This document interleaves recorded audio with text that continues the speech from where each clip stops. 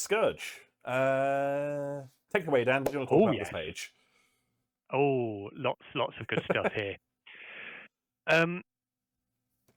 So the launch free has changed on the fleet as well.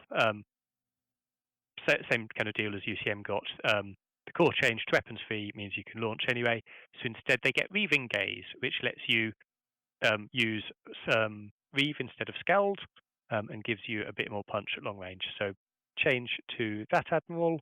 The other fleet-specific Admiral hasn't changed, but the Admiral abilities themselves have.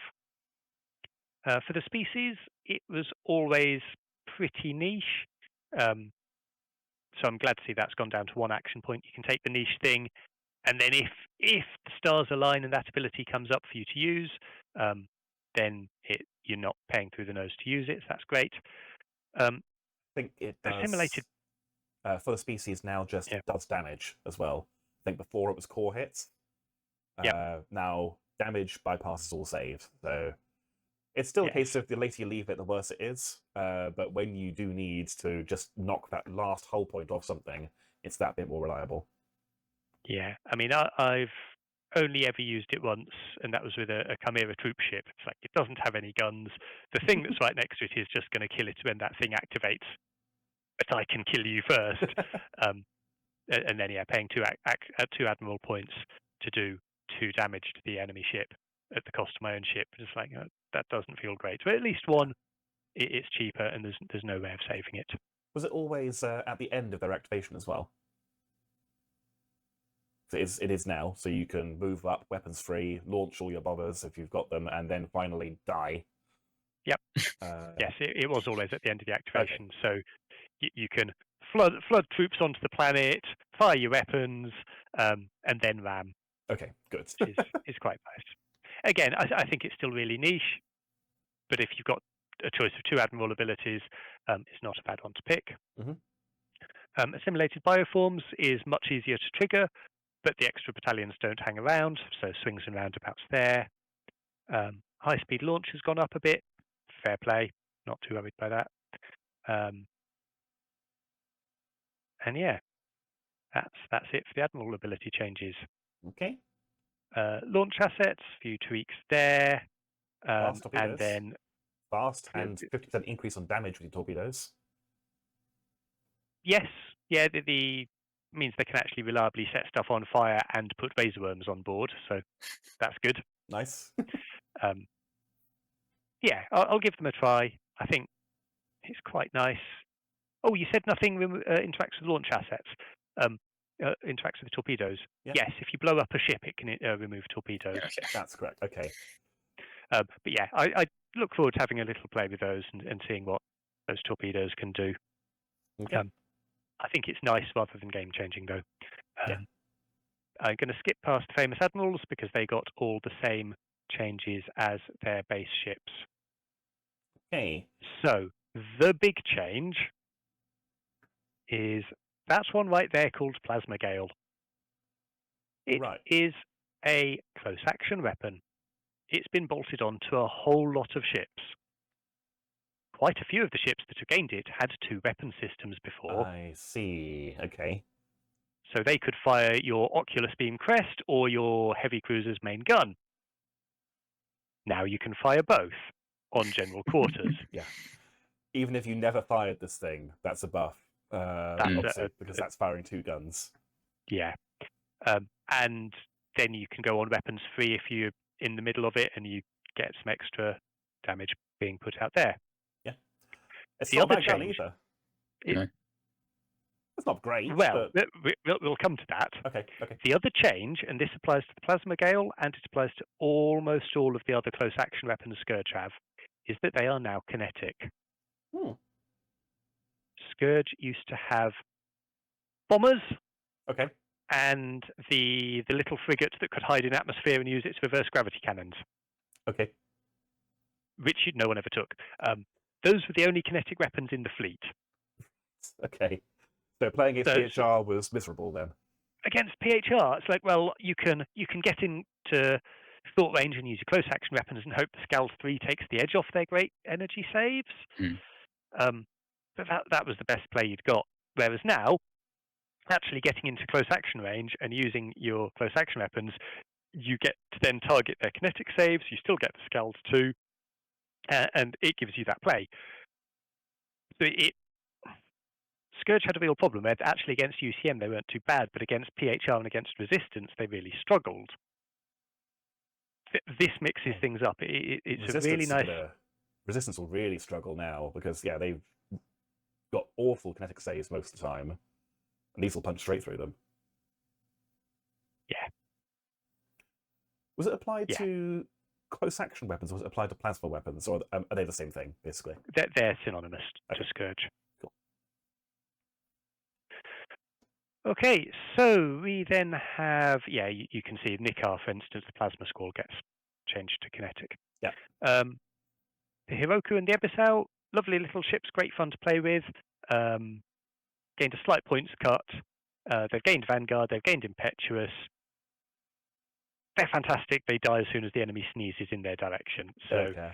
They're going to do the best. I'm expecting them to be probably held back turn 2 for kind of late turn 2 activation to pounce forward, try and attack. And if you can then do a first activation in round 3 before they get wasted, you've doubled your money's worth out of them. Yeah. So Impetuous is a quite nice little boon there. And then, little upgrades to some of the frigates. Tell me when to stop. Through there. That's a wall attack for the Parasite. Right, Parasite, yes. So the Parasite is a really cool looking ship. It's a beautiful model. It's really interesting. It plays around with spikes in a way that no other ship in the game does. And before, if you lined it all up right and you got it right, you were paying 55 points to do what a Harpy did for 40 points. And the spikes pushed the Parasite up to the level of the Harpy. Okay. Now it doesn't. Now it's changed. So the Oculus Rays are just straight up damage 2 all the time. So it's actually got decent guns on it. And then you assess whether it gets the extra firepower based on how many spikes the Parasite has at the point it fires.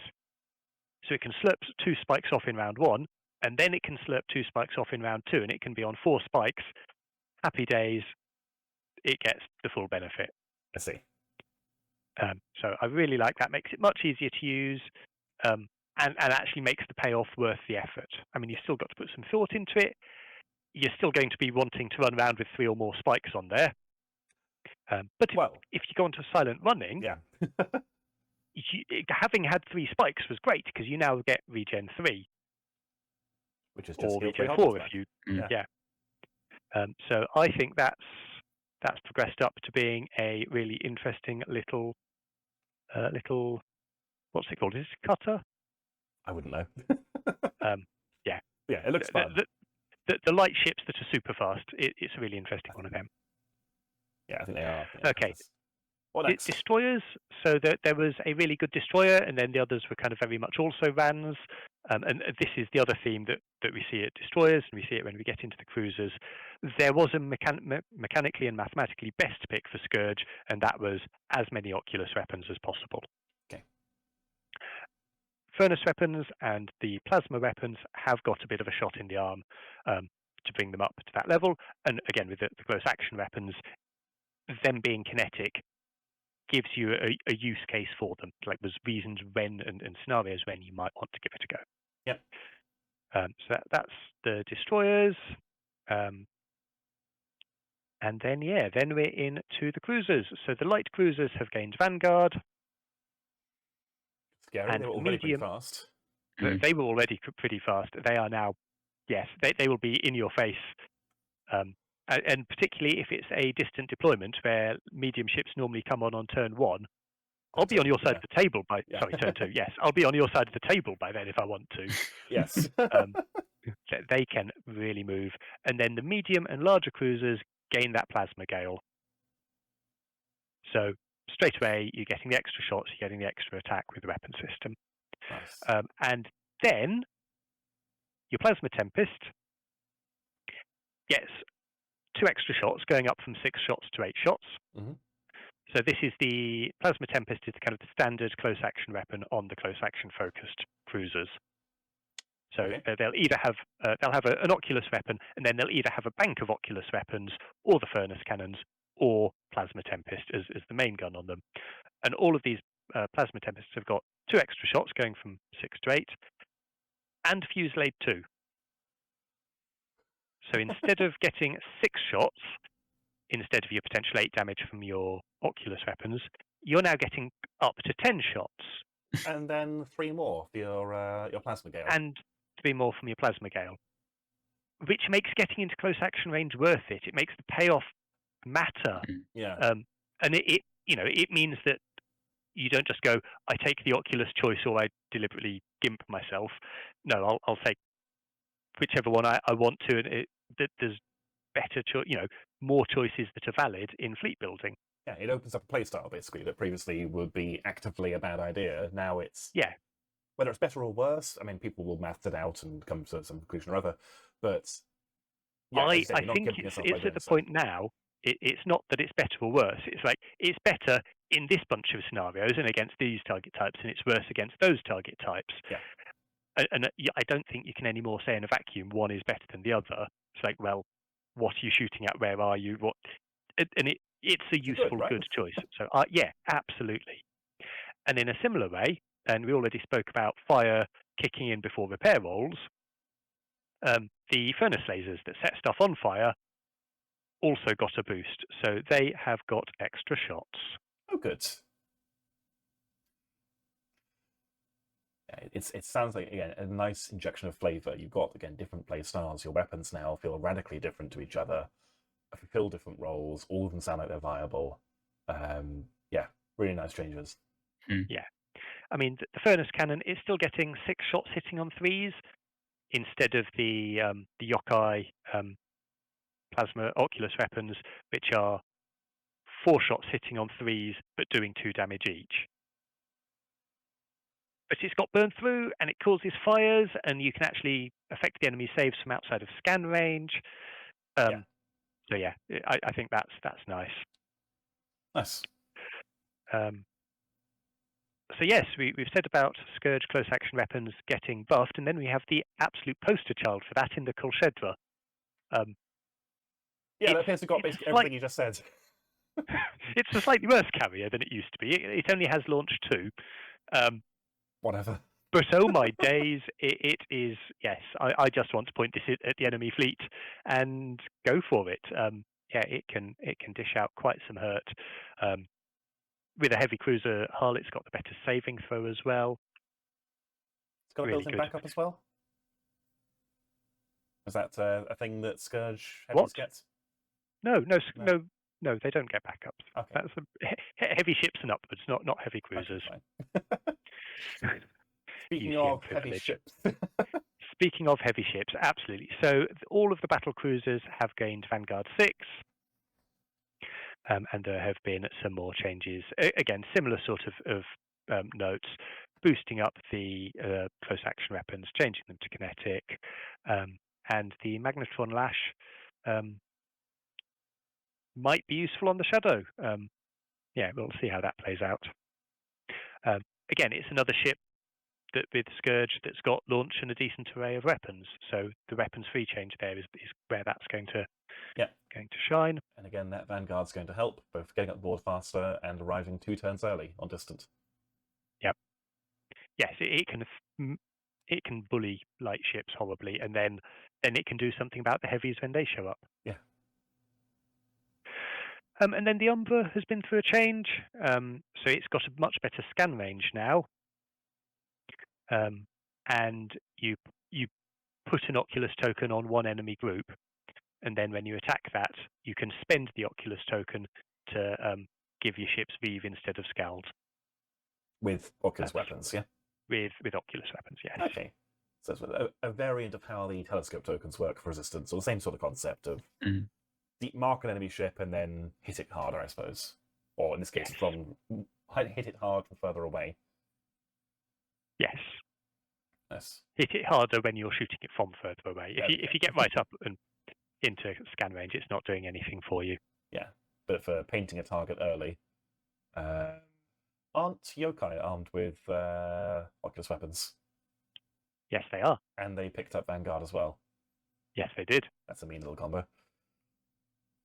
Because there's no minimum range for placing the Oculus token. It's just on a group in line of sight in the front arc. So you paint a target with the Umbra, and then the yokai open up with a whole bunch of damage to Reeve 2 weapons. Yep.